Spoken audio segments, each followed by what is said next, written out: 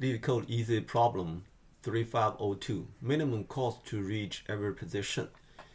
So at the beginning, in the worst case, we can always go to any position by paying the cost of cost I.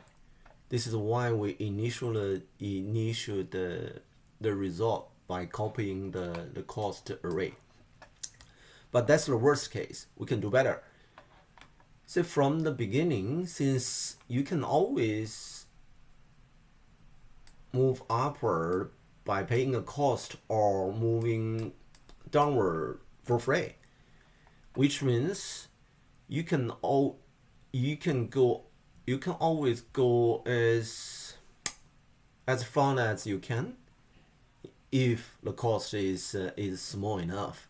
This is why when you go through this whole array, you're gonna build or update this mini cost.